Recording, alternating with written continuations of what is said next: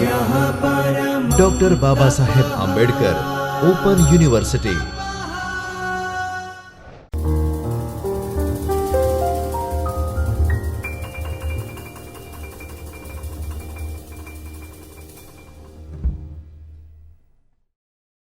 A very pleasant good evening who are currently watching to me. I Pragati Kachi and I welcome you all at Chaitanya Studio of Dr. Baba Saheb Ambedkar Open University. So friends, we are on a lecture series of Principle of Management.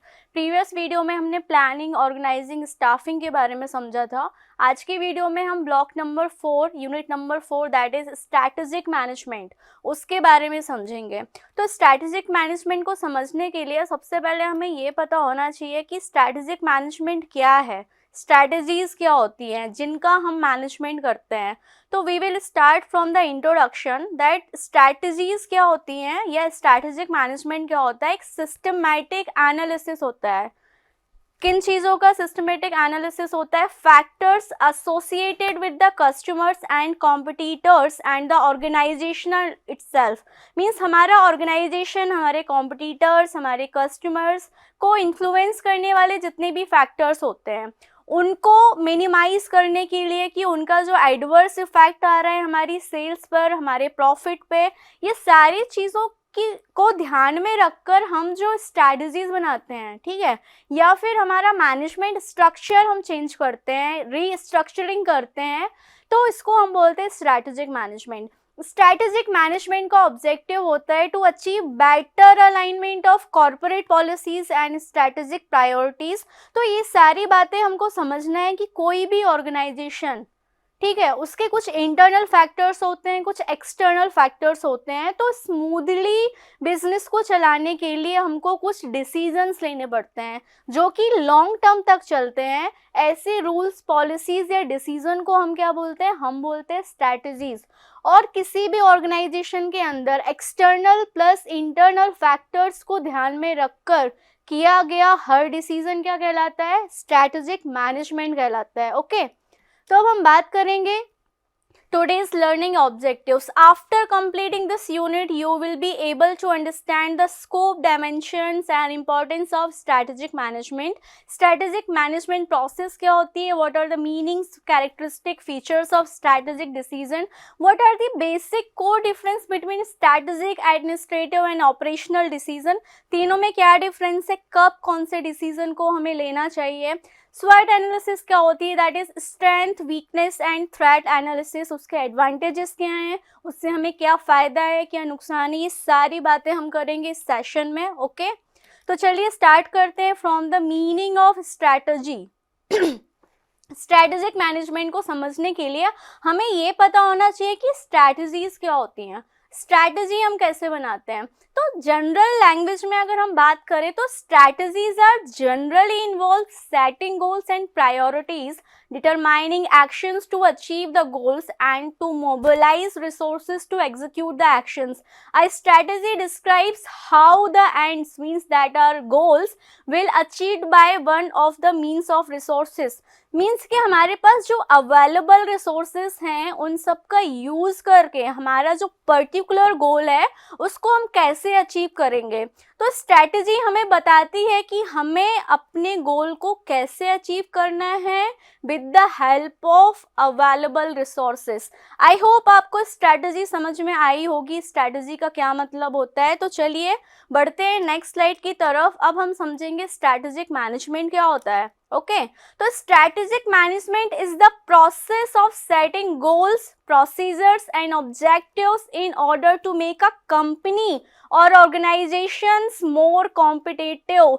किसी भी organisation या company को मोर competitive बनाने के लिए निर्धारित किए गए ऑब्जेक्टिव्स, प्रोसीजर, गोल्स, ये सारी चीज़ें क्या कहलाती हैं?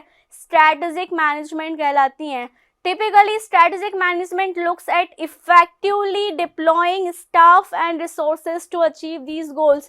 ये सारे जो goals हमने set किए हुए होते हैं उसको achieve करने के लिए हम क्या करते हैं? छोटी छोटी strategies बनाते हैं और combinedly इस process को हम क्या बोलते हैं? इस process को हम बोलते हैं strategic management. आई होप आपको स्ट्रैटेजिक मैनेजमेंट की जनरल डेफिनेशन समझ में आएगी। अब बात करते हैं कि हमारे ऑथर्स ने क्या बोला है, जेम्स एंड एम हिगिंस ने बोला है strategic management is the process of managing the pursuit of organisational mission while managing the relationship of the organization to its environment। हमारे ऑर्गेनाइजेशन का ऑर्गेनाइजेशनल इन्वायरमेंट के साथ जो रिलेशनशिप है, हमारा ऑर्गेनाइजेशन कल्चर है, इन सब के मैनेजमेंट को हम बोलते हैं strategic management. Lister and Dickman ने बोला है strategic management is a continuous process that involves attempt to match or fit the organization with its changing environment in the most advantageous way possible. इनका कहने का मतलब ये है कि हमारे ऑर्गेनाइजेशन के अंदर जितने भी रिसोर्सेस अवेलेबल हैं उनको ऑप्टिमम लेवल तक यूटिलाइज करके हमने अगर अपने गोल को अच्छे से अचीव किया है with in the beyond of time limit, तो उसको हम बोलते हैं strategic management. Okay, I hope आपको स्ट्रैटेजिक मैनेजमेंट का मीनिंग समझ में आया होगा। अब हम बात करेंगे एलिमेंट्स ऑफ स्ट्रैटेजिक मैनेजमेंट की। तो first element is the management planning and control. कोई भी मैनेजमेंट हो, उसका जो प्राइमरी फंक्शन होता है या हमारी प्राइमरी स्टेप होती है उसको हम बोलते हैं प्लानिंग, और जो लास्ट में स्टेप होती है कि सब प्लान हो गया, ऑर्गेनाइज हो गया, स्टाफिंग हो गई, सब कुछ हो गया, लास्ट में हमारे पास क्या होना चाहिए, कंट्रोलिंग अथॉरिटी होनी चाहिए। Second thing is a technical planning and control. हमको सिर्फ प्लानिंग नहीं करनी, हमको स्मार्ट वे में प्लानिंग करनी है जिसको हम बोलते हैं टेक्निकल प्लानिंग। ओके, तो अब हम स्टार्ट करेंगे कि स्ट्रैटेजिक मैनेजमेंट जो हम पढ़ने वाले हैं उसका कितना स्कोप है, राइट, हमारे करियर में, हमारी पर्सनल लाइफ में, या फिर हमारे ऑर्गेनाइजेशन में कितना उसका स्कोप है।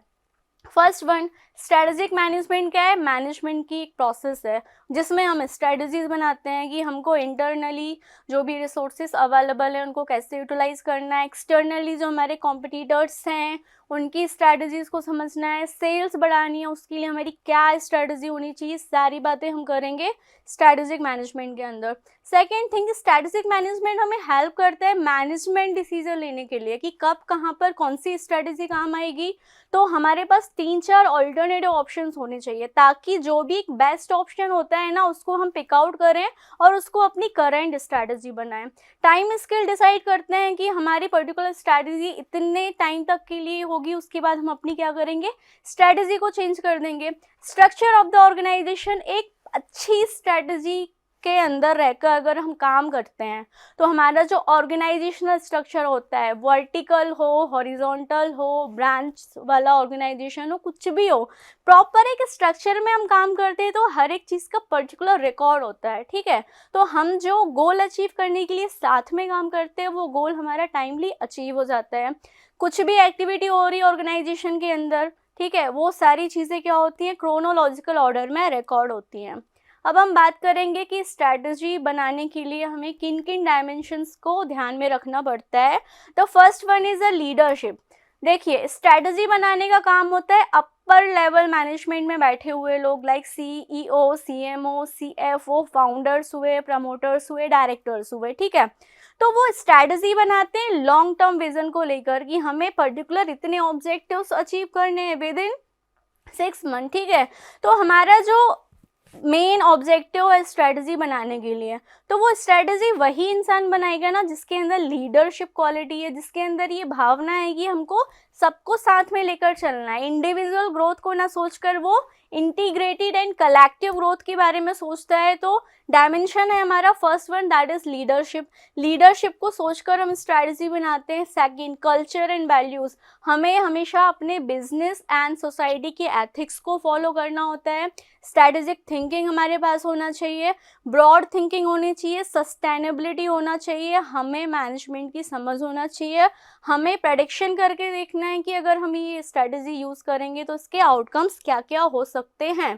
तो अब स्ट्रैटेजिक मैनेजमेंट प्रोसेस की अगर हम बात करें तो कोई भी स्ट्रैटेजी बनाने के लिए सबसे पहले हमें क्या करना पड़ता है, स्कैनिंग करनी पड़ती है। स्कैनिंग का मतलब है आप पहले अपने ऑर्गेनाइजेशन के अंदर देखिए कि आप कौन से ऑर्गेनाइजेशनल स्ट्रक्चर को फॉलो करते हैं, आपके ऑर्गेनाइजेशन के अंदर का जो माइक्रो एंड मैक्रो इन्वायरमेंट है उसके अंदर क्या चल रहा है। तो आपको क्या करना है, इंटरनल इन्वायरमेंट को स्कैन करना है, उसके बाद अपने ऑर्गेनाइजेशन के बाहर जाकर, दैट मीन्स मार्केट में जाकर ये सर्च करना है कि हमारे कितने कॉम्पिटिटर्स हैं, हमारे कितने राइवल्स हैं, उनके ऑर्गेनाइजेशन में क्या चल रहा है, वो कौन सी स्ट्रेटजी लेकर आने वाले, क्या वो नया प्रोडक्ट ला रहे हैं, क्या अपना नया सेगमेंट बना रहे हैं। तो ये सारी बातें हमें क्या करना है, स्कैन करनी है, उसके बिहाफ में आपको स्ट्रेटजी बनानी है। सेकंड, अब आपने सब कुछ स्टडी कर लिया, आपके पास पूरा डेटा शीट है, चार्ट है, एवरीथिंग, ठीक है। तो आपने क्या किया, एक पर्टिकुलर स्ट्रैटेजी को बना लिया रॉ फाइल में, ठीक है, कि हम इस स्ट्रैटेजी पर काम करेंगे। उसके बाद अपने बोर्ड ऑफ डायरेक्टर्स हुए, आपके सुपीरियर्स हुए, आपके सब ऑर्डिनेट्स हुए, इन सब से आपने डिस्कशन किया कि हम ये स्ट्रैटेजी पर काम करने वाले हैं। तो उन्होंने बोला कि हाँ, we are agree, that is fine, आपने जो प्रोडक्शन किया है, जो बजट बनाया है, इट्स वेरी नाइस। तो आप क्या करोगे, स्ट्रैटेजी का इम्प्लीमेंटेशन कर दोगे। तो आपने सबको समझा दिया कि हमारी स्ट्रैटेजी है, इसके हिसाब से हमें काम करना है। उसके बाद आप क्या करोगे, स्ट्रैटेजी का इवैल्यूएशन करोगे, ठीक है, मतलब self examination of what ever you have planned. तो फिर आप सजेशंस लोगे कि इसको अगर हमको रियलिटी में इम्प्लीमेंट करना है तो हम कैसे करेंगे, राइट। तो स्ट्रैटेजी बनाने की एक प्रोसेस है जिसके अंदर और बाहर रहकर हमको क्या करना है, छोटे छोटे प्लान्स बनाना है, ठीक है, कि हमारी कंपनी का ये ऑब्जेक्टिव है और इसको हमें इस स्ट्रैटेजी के अंदर रहकर अचीव करना है। तो स्ट्रैटेजिक मैनेजमेंट प्रोसेस की हम बात करेंगे तो सबसे पहले हमें पता होना चाहिए कि हम किस सेक्टर से बिलोंग करते हैं, हमारा जो ऑर्गेनाइजेशन है उसका विज़न क्या है, मिशन क्या है, गोल्स क्या है, ऑब्जेक्टिव्स क्या हैं, क्या हमारी बनाई हुई स्ट्रैटेजी इन सबको साथ में लेकर चल रही है। उसके बाद हम बात करेंगे ऑर्गेनाइजेशनल रिसोर्सेज की, कि हमारे पास इतना मैन पावर है, इतनी मशीनरीज हैं, इतने लेबर्स हैं, तो हमने जो डिसाइड किया है, तो क्या ये जो हमने डिसीजन लिया है इसके लिए इतना इनफ है कि हमें एक्स्ट्रा एम्प्लॉयज़ को हायर करना है, ठीक है। फिर हम कुछ नए नए स्ट्रैटेजीज भी डेवलप करेंगे मेन स्ट्रैटेजी को फुलफिल करने के लिए। फिर उसके बाद हम क्या करेंगे, टेक्निकल एनालिसिस करेंगे कि हम ने जो स्ट्रैटेजी बनाई है, ठीक है, उसके हिसाब से सारे लोग काम कर रहे हैं, तो सब लोग का काम करने का तरीका एक डायरेक्शन में है, यूनिटी ऑफ कमांड है कि नहीं। तो ये सारी बातों का हमें ध्यान रखना पड़ता है। उसके बाद जो हमने जो प्रेडिक्शन किया था कि इतने टाइम बाद हमारे सामने ये आउटपुट होगा, वैसा अगर आउटपुट नहीं है तो आप क्या करोगे, आप अपनी स्ट्रैटेजी को थोड़ा सा चेंज भी कर सकते हो। अब हम बात करेंगे स्ट्रैटेजिक मैनेजमेंट प्रोसेस की। तो first one is that is environmental scanning, जिसमें आपको इंटरनल इन्वायरमेंट के साथ साथ एक्सटर्नल इन्वायरमेंट का भी एनालिसिस करना है। फिर आपको एनालिसिस करने के बाद, डेटा कलेक्शन के बाद स्ट्रैटेजी फॉर्मुलेशन करना है, जो भी स्ट्रैटेजी आपने बनाई है उसको इम्प्लीमेंट करना है, फिर स्ट्रैटेजी का इवैल्यूएशन करना है। तो ये सारी चीज़ें क्या है, स्ट्रैटेजिक मैनेजमेंट प्रोसेस के अंदर आती है, राइट। अब हम बात करेंगे कि स्ट्रैटेजी जो हम बनाते हैं उसकी लेवल्स क्या है। तो स्ट्रैटेजी बनाने के सिर्फ 3 लेवल है। First one is corporate, second one is business, third one is functional, right. अब हम बात करेंगे कि स्ट्रैटेजिक मैनेजमेंट की क्या इंपॉर्टेंस है। स्ट्रैटेजीज हम बनाते हैं, उसके हिसाब से काम करते हैं, तो उससे हमें क्या बेनिफिट है। The first one is financial benefit, हमारी सेल्स बढ़ेगी, हमारा प्रॉफिट बढ़ेगा, हमारी गुडविल होगी मार्केट में, हमारा नाम होगा। तो ये सब क्या है, फाइनेंशियल बेनिफिट है। कुछ नॉन फाइनेंशियल बेनिफिट्स भी होते हैं जो हमें प्रोवाइड करते हैं कि फ्यूचर में आने वाली जो अपॉर्चुनिटीज़ हैं उसको हम कैसे ग्रैब आउट कर सकते हैं। ये हमारे एम्प्लॉय को एक क्लियर ऑब्जेक्टिव देता है, क्लियर विजन देता है कि आपको सिर्फ इसी डायरेक्शन में काम करना है, इसके अलावा आपको डेविएट नहीं होना है। इससे क्या होता है, एम्प्लॉयज़ की परफॉर्मेंस लेवल बढ़ती है, साथ साथ ऑर्गेनाइजेशन का भी परफॉर्मेंस लेवल अच्छा हो जाता है। एम्प्लॉयज़ को छोटे छोटे हम टारगेट्स देते हैं, वो अचीव करते हैं तो हम उनको रिवॉर्ड देते हैं, कुछ सर्टिफिकेट्स देते हैं, तो उनका मॉरल अप होता है, वो और अच्छे से काम करते हैं। स्ट्रेटजी बनाने से क्या होता है, क्लियर विज़न होता है, क्लियर माइंडसेट होता है, सबका डिसीज़न लेने में हमको हेल्प मिलती है और हमारी जो कॉस्ट है वो भी सेव होती है। फॉर एग्जांपल कि एक मशीन थी हमारे ऑर्गेनाइजेशन में, वो 8 घंटे काम कर रही थी, ठीक है, हमारा प्रोडक्शन का काम था। अब हमने स्ट्रेटजी बनाई कि मशीन 8 आवर्स काम करेगी कोलैटरल, अगर वो काम मैनुअल भी हो सकता है। तो हमने 5 लेबर्स को हायर किया कि जो काम मशीन कर रही है उसके साथ साथ आप लोग भी काम करो। तो हमारा क्या हुआ, प्रोडक्शन लेवल बढ़ गया थोड़ा। हमने पर डे के हिसाब से लेबर्स को क्या कर दी, वेजेस पेमेंट कर दी, और उस कॉस्ट को हमने दूसरी जगह मार्केटिंग या सेल्स की कॉस्ट कटिंग के साथ एडजस्ट कर लिया। तो हमारा टाइम भी बच गया और हमारी कॉस्ट भी बच गई। अब हम बात करेंगे कि स्ट्रैटेजिक डिसीजंस अगर हमें लेने हैं तो हम कैसे करेंगे। तो सबसे पहले तो हमें ये समझना पड़ेगा कि स्ट्रैटेजिक डिसीजंस क्या होते हैं, ठीक है। तो हमें प्रिंसिपल ऑफ मैनेजमेंट ने एक डेफिनेशन दी है, that is strategic decisions are the decisions that are concerned with the whole environment in which the firm operates, to entire resources and the people who form the company and the interface between two। मतलब एक ऐसे decisions, ठीक है, जिनको हम environment scanning और अपने available resources दोनों को ध्यान में रखकर इम्प्लीमेंट करते हैं या डिसाइड करते हैं, तो उसको हम बोलते हैं स्ट्रैटेजिक डिसीजन। जो लॉन्ग टर्म के लिए होते हैं, हमारे विजन को कंप्लीट करने के लिए हम क्या करते हैं, डिसीजंस लेते हैं, ऐसे डिसीजंस को हम बोलते हैं स्ट्रैटेजिक डिसीजंस। अब स्ट्रैटेजिक मैनेजमेंट प्रोसेस मॉडल को हम समझेंगे कि स्ट्रैटेजी बन गई, स्ट्रैटेजी इम्प्लीमेंट हो गई, उसके आउटकम्स भी आ गए, तो ये सारी चीज़ें किन सीक्वेंस में चलती हैं, किसके बाद हमें क्या एक्शन लेना है, कौन सा डिसीजन लेना है, ये सारी बातें हम इस बिजनेस मॉडल से समझेंगे। तो सबसे पहले तो कोई भी कंपनी फॉर्मुलेट होती है एक पर्टिकुलर ऑब्जेक्टिव के साथ, ठीक है। जैसे गूगल की पंचलाइन क्या है कि उनको लीडिंग कंपनी बननी है मार्केट के अंदर, जो बेस्ट सर्चिंग इंजन वाली सर्विसेज देता है, कि मतलब गूगल पे आप कोई भी चीज़ सर्च करोगे तो जो टाइम लगता है गूगल को सारी चीज़ें सर्च करके आउटकम देने में, वो बहुत कम लगता है। और सबसे अच्छा सर्च इंजन भी क्या है, गूगल। यही उसका ऑब्जेक्टिव था, इसी ऑब्जेक्टिव को लेकर गूगल कंपनी फॉर्मुलेट हुई, ठीक है। तो गूगल कंपनी कोई भी डिसीजंस लेती है, कस्टमर ओरिएंटेड डिसीजन या मार्केट एक्सपेंशन वाले डिसीजन, सिर्फ और सिर्फ एक ऑब्जेक्टिव को कंप्लीट करने के लिए लेती है कि उसको टॉप पर रहना है, ठीक है। तो उस कंपनी का विजन भी ये है, मिशन क्या है कि सबसे ज़्यादा कस्टमर्स उसको रिटेन करने हैं मार्केट के अंदर। उसका गोल क्या है कि नई नई जो भी इंफॉर्मेशन है वो सब मेरे प्लेटफॉर्म पर अपलोड होनी चाहिए, तो वो उसके लिए मार्केटिंग भी करता है। तो ये सारी चीज़ें क्या होती है, पैरेलल चलती हैं, कंबाइनली चलती हैं। तो गूगल कंपनी का जो सीईओ है, ठीक है, या टॉप अथॉरिटी है, वो कोई भी डिसीजन लेती है तो इन्हीं सब दायरों के अंदर लेकर रहती है, ठीक है। तो कंपनी को चलाने के लिए, जैसा कि हमने प्रीवियस लेक्चर में भी समझा था, कि कंपनी के 4 मेन फंक्शनल एरियाज होते हैं। First one is a finance, second marketing, third HR, फिर पर्सोनल मैनेजमेंट। तो कंपनी क्या करती है, अपने हर एम्प्लॉय को वैसे ही ट्रेन करती है जैसी उसको ट्रेनिंग मिली है। तो इससे क्या होता है, unity of command, unity of understanding maintain रहता है। तो कंपनी का चाहे वो टॉप लेवल का पर्सन हो, मिडिल लेवल का पर्सन हो, या फिर लोअर लेवल का पर्सन हो, सब लोग भले ही अलग अलग काम करते हैं, लेकिन उनका काम करने का ऑब्जेक्टिव क्या होता है, कॉमन होता है। और वो 1 साल के लिए, 2 साल के लिए एक पर्टिकुलर प्रोजेक्ट पे काम करते हैं। तो इसको हम बोलते हैं strategic management model. I hope आपको समझ में आया होगा। अब हम डिफरेंस जानेंगे कि strategic decision, administrative decision and operational decision में क्या डिफरेंस है। तो स्ट्रैटेजिक डिसीजंस क्या होते हैं, लॉन्ग टर्म के लिए होते हैं, कि हमें 1 साल के लिए इस प्रोजेक्ट पे काम करना है, तो हमें इसी पर्टिकुलर स्ट्रैटेजी के हिसाब से काम करना पड़ेगा। एडमिनिस्ट्रेटिव डिसीजंस में क्या होता है, डेली चेंज होते हैं, आज का ये टास्क था, कंप्लीट हो गया, अब हम दूसरे टास्क के लिए काम करेंगे। ऑपरेशनल डिसीजंस में क्या होता है, बार बार नहीं लेते हैं, 6 महीने के लिए इतना प्रोडक्शन का हमारा टारगेट है तो इतना प्रोडक्शन हो जाए, दैट्स इट, हमको आउटपुट से मतलब है।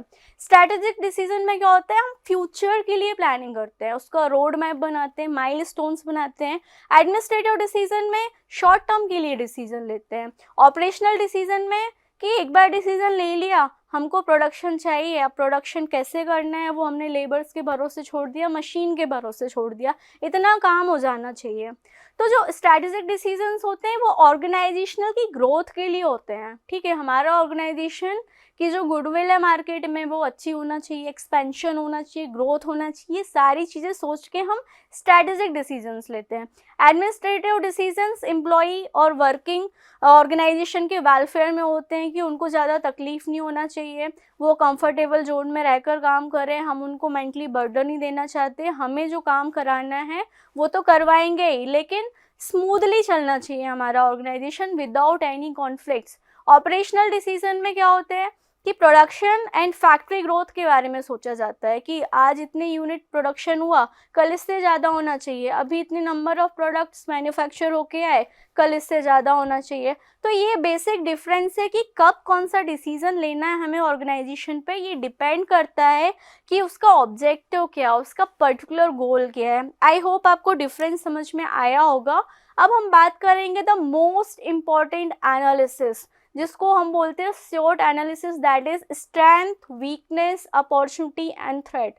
तो इस एनालिसिस को करने के पीछे सबसे बड़ा रीज़न है कि इसी एनालिसिस के बेस पे हम स्ट्रैटेजीज बनाते हैं, राइट। तो स्ट्रैटेजीज बनाने के पीछे हमें 4 एनालिसिस करनी है कि हम कितने स्ट्रेंथन हैं, हमारे क्या प्लस पॉइंट है, ठीक है। वीकनेस, हमारे वीक पॉइंट्स क्या है, लूप होल्स क्या है, ठीक है। फिर हम ये सोचते हैं कि जो हमारे स्ट्रेंथ पॉइंट है क्या वो हमारे लिए अपॉर्चुनिटी बन सकते हैं या फिर वो हमारे लिए थ्रेट बनेंगे। तो हम खुद में ही क्या करते हैं, एग्जामिनेशन करते हैं, खुद का एनालिसिस करते हैं। उसके बाद हमारे कॉम्पिटिटर्स का भी एनालिसिस करते हैं कि उनके स्ट्रेंथ पॉइंट क्या हैं, उनका वीकनेस क्या है, अपॉर्चुनिटीज़ क्या हैं, थ्रेट्स क्या हैं। तो हम अपने लिए भी एनालिसिस करते हैं और सामने वाली पार्टी के लिए भी एनालिसिस करते हैं। तो SWOT एनालिसिस का जो मेन ऑब्जेक्टिव है कि आप कितने कैपेबल हो, ठीक है, आपका जो राइवल है या कॉम्पिटिटर है वो कितना कैपेबल है, वो जो डिसीजन लेता है उससे क्या आपके ऑर्गेनाइजेशन पर फर्क पड़ता है। आप अगर उसके किसी भी एक वीक पॉइंट को उठाकर उसकी अगर आप स्ट्रेंथ बना लोगे तो उसका मार्केट पे क्या असर पड़ेगा, ये सारी बातें हम समझेंगे SWOT एनालिसिस में। तो first thing is a strength. Strength का मतलब क्या होता है, एक ऐसी क्वालिटी जो सिर्फ हमारे पास है, ठीक है। हमारा बिजनेस डूब जाए चलेगा, बट जो हम स्ट्रैटेजी बनाते हैं या जो हमारी पर्टिकुलर क्वालिटी है तो हम क्या कर सकते हैं, फिर से मार्केट में आ सकते हैं, ठीक है। तो ये कुछ स्ट्रेंथ पॉइंट होती हैं हर कंपनी के एम्प्लॉयज़ की या फिर हर ऑर्गेनाइजेशन का, जिसको कोई compete नहीं कर सकता। तो it is an important quality which allows meeting organisational operations. It is the base on which the success of an organization depends. It can be tangible और intangible, वो दिख भी सकता है, नहीं भी दिख सकता है। The important example of organisational strength including big financial resources, board products line, no debt and committed employees. अगर हम रिलायंस इंडस्ट्री की बात करें तो इनका सबसे बड़ा प्लस पॉइंट क्या है, इनका नेटवर्क, राइट। इनके पास बहुत पैसा है। जैसे इनको 4G लॉन्च करना था तो इन्होंने बहुत बड़ा इन्वेस्टमेंट किया। अगर वही इन्वेस्टमेंट आइडिया वोडाफोन एयरटेल कर पाती तो शायद उनका भी 4G स्पेक्ट्रम जो होता रिलायंस के सामने खड़ा होता, लेकिन उस टाइम पे बाकी कंपनीज के पास इतना पैसा ही नहीं था या फिर स्ट्रैटेजी वो लोग नहीं बना पाए। तो उस टाइम पर रिलायंस वालों का स्ट्रेंथ पॉइंट क्या था कि उनके पास पैसा है, उन्होंने 4G ऑप्टिकल फाइबर्स बिछा दिए और 4G नेटवर्क में रिलायंस जियो क्या करने वाली थी, मोनोपोली क्रिएट करने वाली थी। अगर वो मोनोपोली क्रिएट कर लेती तो क्या बाकी टेलीकॉम कंपनी का एग्जिस्टेंस होता? द आंसर इज नो, वो धीरे धीरे वैनिश हो जाते।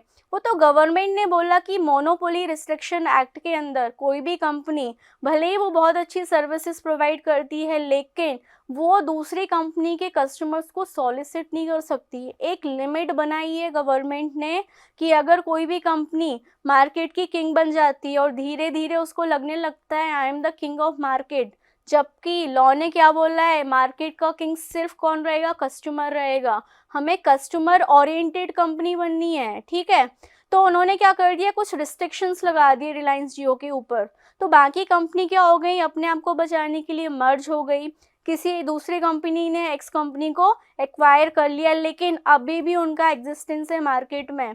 तो जो स्ट्रेंथ पॉइंट होता है वो सिर्फ एक पर्टिकुलर ऑर्गेनाइजेशन का या फिर पर्टिकुलर पर्सन का होता है, वही चीज़ उसके कॉम्पिटिटर के पास नहीं होती है। या तो वो गुडविल हो सकती है या फिर आपका फाइनेंशियल बैकअप हो सकता है या फिर आपके अच्छे ऑनेस्ट स्किलफुल एम्प्लॉयज़ भी हो सकते हैं। अब हम बात करेंगे वीकनेस की। It is another quality which keeps away from completing operation and achieving full possibilities. These are the factors that do not meet the required standard and can be depreciating machinery, insufficient research and development facilities. This quality can be controlled by minimizing or by eliminating. It can be seen that in order to conquer on old machineries that new machineries are purchased. Weakness का मतलब होता है कि हमारे organisation के कुछ loop holes हैं.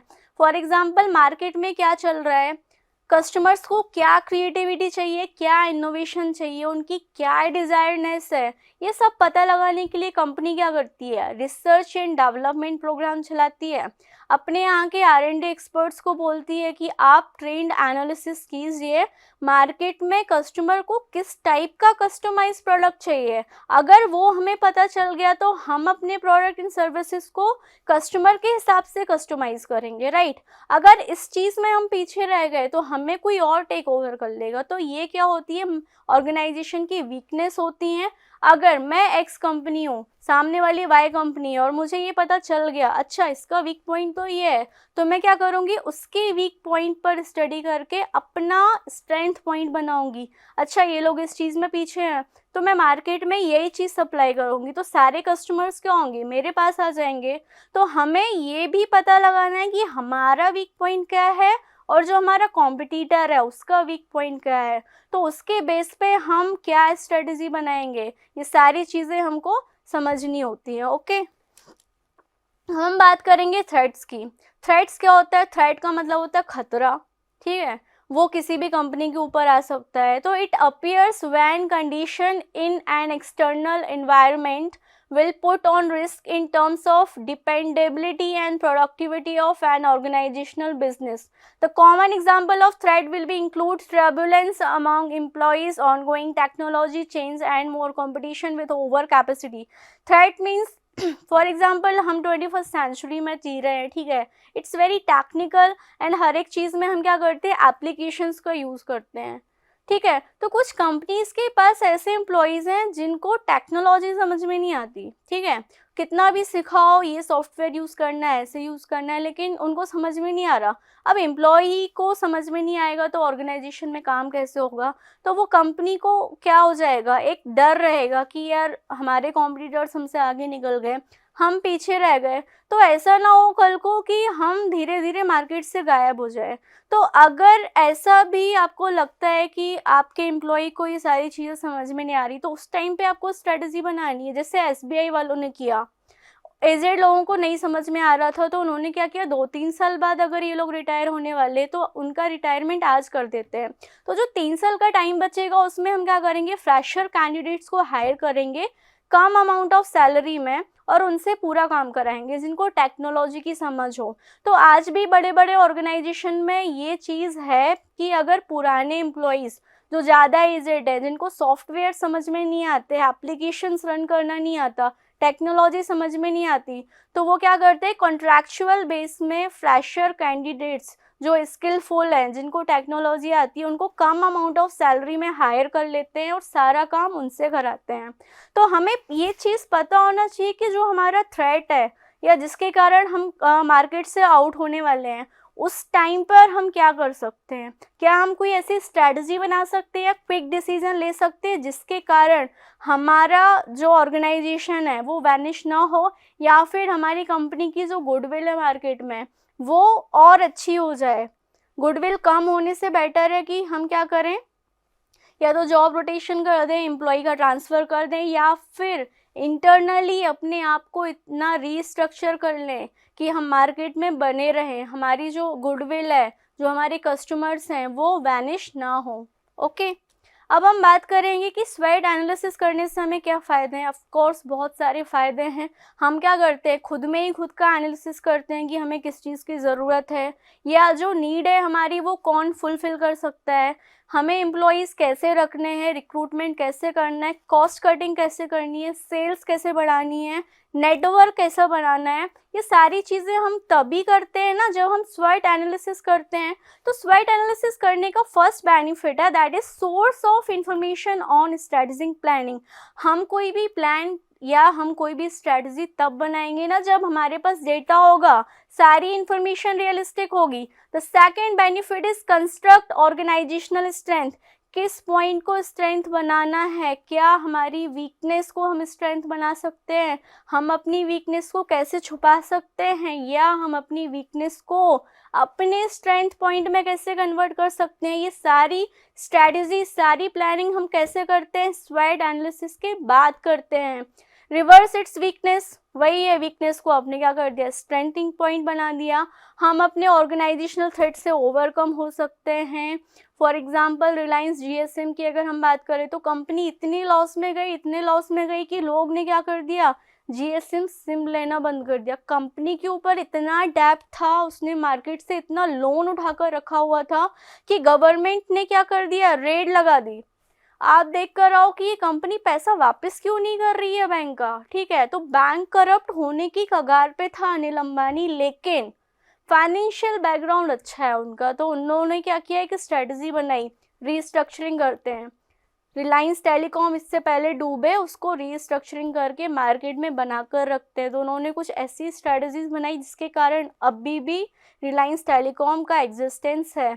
हम क्या करते हैं, लंबे समय के लिए डिसीजन ले लेते हैं। ठीक है, for example Nirav Modi bank corrupted person है। ठीक है, उसका सिर्फ किंग फिशर्स एयरलाइन का बिजनेस डूबा।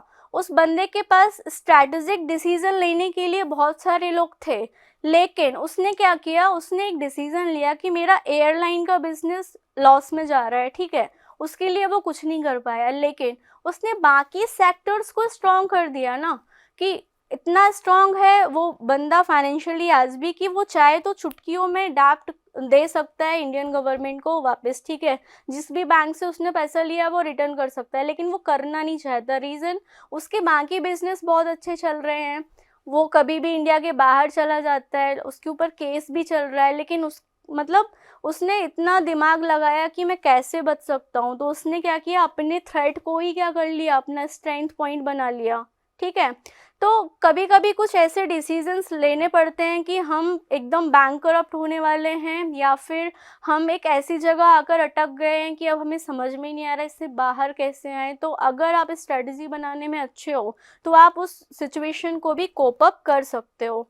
अब हम बात करेंगे इन्वायरमेंटल स्कैनिंग की। स्कैनिंग का मतलब क्या होता है, 360 डिग्री घुमाकर हमने उसको तोड़ मरोड़ के देख लिया कि हमारा ये प्लान है, इसके आउटकम्स ऐसे भी आ सकते हैं, ऐसे भी आ सकते हैं। तो फ्यूचर के लिए जो हम बैकअप बनाते हैं उसके लिए भी हमको स्ट्रेटजी बनानी पड़ेगी। तो इन्वायरमेंटल स्कैनिंग का फर्स्ट पार्ट है इंटरनल एनालिसिस, सेकेंड है एक्सटर्नल एनालिसिस। इंटरनल में फिर से हमने ऑर्गेनाइजेशन में देखा कितनी मैन पावर है, वर्कफोर्स कितना है, वर्कलोड कितना है, क्या हमारे वीक पॉइंट्स हैं। एक्सटर्नल एनालिसिस में हम देखते हैं कि इन्हीं सब अवेलेबल रिसोर्सेज के साथ अगर हम काम करते हैं तो मार्केट में कितनी % हमें अपॉर्चुनिटीज मिलेंगी, कितने % का थ्रेट मिलेगा। ठीक है, तो environmental scanning is the first step to take any kind of long term decision.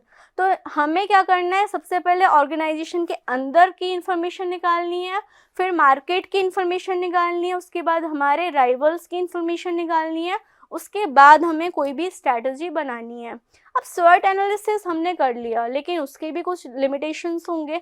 जो डेटा हमने इंटरनल इन्वायरमेंट स्कैनिंग से कलेक्ट किया या फिर एक्सटर्नल इन्वायरमेंट कलेक्शन से किया, अगर हमको जहाँ से हमने डेटा रिसीव किया वो सोर्स ऑफ इंफॉर्मेशन ही गलत था, वहाँ से जो इन्फॉर्मेशन हमको मिली वो पहले से ही मैन्युपुलेटेड थी, तो हमारे पास जो डेटा आएगा वो गलत आएगा। अब गलत डेटा के ऊपर हम कोई स्ट्रैटेजी बनाएंगे तो डिसीजंस हमारा रॉन्ग हो जाएगा। तो हम क्या करेंगे, इसके लिए कुछ भी नहीं कर सकते। ये क्या है, दायरा है, ये क्या है, लिमिटेशन है। ठीक है, अब हमने कोई न्यू प्रोडक्ट को लॉन्च करने के लिए स्ट्रैटेजी बनाई। ठीक है, हमने क्या सोचा कि 3-4 सिटीज़ में जाके हम क्या कर लेते हैं, रिसर्च एंड डेवलपमेंट का काम कर लेते हैं। तो हमने क्या किया, इंटरव्यूज़ कंडक्ट किए, फेस टू फेस जाकर हमने कुछ एक क्वेश्चनर शीट बनाई, उसके बेस पे हमने पता कर लिया। ठीक है, लेकिन लिमिटेड लोगों के ऊपर रिसर्च की ना, उन्होंने बोला कि हमको ऐसा प्रोडक्ट चाहिए, उसके बेस पे हमने बहुत सारा पैसा खर्च किया एंड बहुत सारा प्रोडक्शन करा लिया। हमने क्या किया, डेमो वाला प्रोडक्ट निकाला ही नहीं मार्केट में, हमने तो 4 लोगों के ऊपर रिसर्च करके प्रोडक्ट को कस्टमाइज़ कर दिया और 1000 यूनिट का प्रोडक्शन कर लिया जो मार्केट में चला ही नहीं। तो उससे क्या हो गया, हमारा नुकसान हो गया। तो ये गारंटीड नहीं है कि आप strength, weakness, opportunity in threat वाली एनालिसिस करो और आपको ये गारंटी मिल जाए कि उसके बाद जो आप डिसीजंस लोगे वो अच्छा ही होगा। तो ये कुछ लिमिटेशंस थे। अब हम बात करेंगे बीसीजी मैट्रिक्स की। बीसीजी का फुल फॉर्म है बॉस्टन कंसल्टिंग ग्रुप, ठीक है। अब ये बीसीजी मैट्रिक्स क्या है, it's a kind of organisation जिसको बनाया गया है कि आपको कोई भी डिसीजन लेना है तो आप कंसल्ट कर सकते हो किसी प्रूडेंशियल पर्सन से, ठीक है। तो बीसीजी मैट्रिक्स भी दो चीज़ों पर ही रिसर्च करता है कि बिजनेस एक्सपेंशन कैसे होगा, ग्रोथ कैसे होगी, हमें कॉम्पिटिटर्स के ऊपर कैसे रिसर्च करना चाहिए, ये सारी बातें बीसीजी मैट्रिक्स के अंदर भी हैं। तो बीसीजी मैट्रिक्स को एनालाइज करने के लिए हमें 4 चीज़ें पता होना चाहिए। ये आपके पास एक छोटी सी टेबल है जिसमें मार्केट ग्रोथ के बारे में हमको समझाया गया है। तो अब हम एक एक पॉइंट को समझेंगे। यहाँ पर स्टार्स का मतलब होता है, stars shows business unit that carries big market shares in fast upcoming industries। मतलब हमारी जो कंपनी है जो स्टॉक मार्केट में लिस्टेड है, डेफिनेटली वो लीडर्स कंपनी होंगी, तभी security exchange board of India ने उनको क्या किया है, जगह दी हुई है कि आप स्टॉक मार्केट में लिस्ट हो जाइए, ताकि आप क्या कर सको, पब्लिक के साथ डीलिंग कर सको, पब्लिक से पैसा ले सको और पब्लिक के पैसे को यूटिलाइज करके आप अपनी कंपनी की ग्रोथ को कंटिन्यू रख सको। तो ये था स्टार्स का मतलब। सेकंड है कैश काउस। कैश काउस का मतलब होता है business units with big market shares, so as to become mature in slow growing industry they need small investment and can be obtained cash which are used for investment in other business unit। तो हमारा जो BCG matrix है इसमें कुछ clues हैं, like stars, cash cows, question mark, dogs. इन सब का मतलब क्या होता है ओवरऑल, अगर सीधी सी लैंग्वेज में हम बात करें तो बीसीजी मैट्रिक्स भी हमको वही बताता है जो स्वॉट एनालिसिस बताता है कि कितना अमाउंट हमको एज अ कैपिटल रिक्वायर्ड होगा, हम अपने प्रोडक्ट एंड सर्विसेज को कस्टमर की डिमांड के हिसाब से कैसे कस्टमाइज़ करें। अगर हमने एक स्ट्रैटेजी को पकड़ के काम किया और वो फेल हो गई तो क्या बैकअप में हमारे पास कोई स्ट्रैटेजी होगी। तो ये सारी चीज़ें बीसीजी मैट्रिक्स ने हमें समझाई हैं। Coming to the next slide. अब बीसीजी मैट्रिक्स की भी कुछ लिमिटेशंस हैं। पहला लिमिटेशन तो ये होता है कि जहाँ से भी हमको इन्फॉर्मेशन मिली है वो सोर्स ही गलत है या वो सोर्स ही लिमिटेड है, तो जो डेटा हमारे पास आएगा या जो इन्फॉर्मेशन आएगी वो भी लिमिटेड ही होगी। तो बीसीजी मैट्रिक्स के भी वही लिमिटेशन है जो स्वॉट एनालिसिस के लिमिटेशंस है कि इतनी इन्फॉर्मेशन कलेक्ट करने के बाद, इतना रिसर्च वाला काम करने के बाद भी कोई गारंटी नहीं है कि उस बेस पर आप जो भी स्ट्रैटेजीज बनाओगे उसका आउटकम पॉजिटिव ही होगा, कुछ नेगेटिव आउटकम्स भी आ सकते हैं। अब हम बात करेंगे कि स्ट्रैटेजी बनाने के लिए, ठीक है, हमने कंसल्टेंसी सर्विसेज का भी सहारा ले लिया, हमने 2 अच्छे क्वालिफाइड पर्सन्स को भी हायर कर लिया जिसको मैनेजमेंट की समझ है, जिसको स्ट्रैटेजिक मैनेजमेंट की समझ है। क्या उसके बाद भी हम ऐसा सोच के मान लें कि हमको रिसर्च की ज़रूरत नहीं पड़ेगी, या हम मार्केट के ट्रेंड को फॉलो ना करें और ये एटीट्यूड लेकर चलें कि हमारे पास तो बहुत अच्छा फाइनेंशियल बैकअप है, हम जो भी डिसीजंस लेंगे वो सब सही होंगे। The answer is no. आपको कंपैटिबल बनना है according to the market trend, ठीक है। एक अच्छा मार्केटर वो पर्सन होता है जो सबसे पहले क्या करता है, रिसर्च एंड डेवलपमेंट करता है, ठीक है। वो कस्टमर्स को ये बताता है कि फ्यूचर में आपको इस चीज़ की रिक्वायरमेंट हो सकती है और आपको जब भी ये ऐसी रिक्वायरमेंट हो तो आप हमें कॉल कर सकते हैं। हमारा जो प्रोडक्ट है, हमारा जो सर्विसेज है आपके ऊपर ही रिसर्च करके बनाया गया है। तो जो अच्छी मार्केटिंग कंपनीज होती हैं या जिनका रिसर्च एंड डेवलपमेंट वाला सेक्टर स्ट्रांग होता है वो क्या करते हैं, फ्यूचर में आने वाली डिमांड के लिए प्रेजेंट में काम करना स्टार्ट कर देते हैं, ठीक है। उनके पास डेटा होता है कि इतने लोगों को हमने स्टिमुलेट किया है इस पर्टिकुलर प्रोडक्ट को खरीदने के लिए। हो सकता है 100 लोगों पे उन्होंने स्टिमुलेशन का काम किया, उसमें से 10 लोग की डिमांड आ जाए और एक बार वो डिमांड आ गई और उनका प्रोडक्ट उनकी डिमांड के हिसाब से कस्टमाइज हो गया तो वो प्रोडक्ट मार्केट में ईजिली स्प्रेड आउट हो जाता है। ओके तो हमें स्ट्रैटेजीज बनाने के लिए कुछ ऑब्जेक्टिव्स भी डिसाइड करने पड़ते हैं। हमें इंटरनल इन्वायरमेंट की स्कैनिंग करनी पड़ती है, एक्सटर्नल इन्वायरमेंट की भी स्कैनिंग करनी पड़ती है। हमारी कंपनी का जो विजन है, मिशन है, हमारे जो बिजनेस एथिक्स हैं, वैल्यूज़ हैं, सामने वाली कंपनी के भी कुछ एथिक्स होंगे, वैल्यूज़ होंगे, सारा डेटा हमको कलेक्ट करना पड़ता है। उसके बाद ही हम कोई भी स्ट्रैटेजी को बनाते हैं। Okay, I hope you liked my explanation way. For any further query and doubt, you can mail us on pragati.kachi@bau.edu.in. I hope आपको स्ट्रैटेजी का मतलब समझ में आया होगा, स्ट्रैटेजिक मैनेजमेंट क्या होता है, कोई भी स्ट्रैटेजी बनानी है तो हम कैसे बनाएंगे, ये सारी बातें आपको समझ में आई होंगी। Have a knowledgeful day ahead. Thank you. We will meet very soon on a next lecture. Okay. स्वाध्यायः परः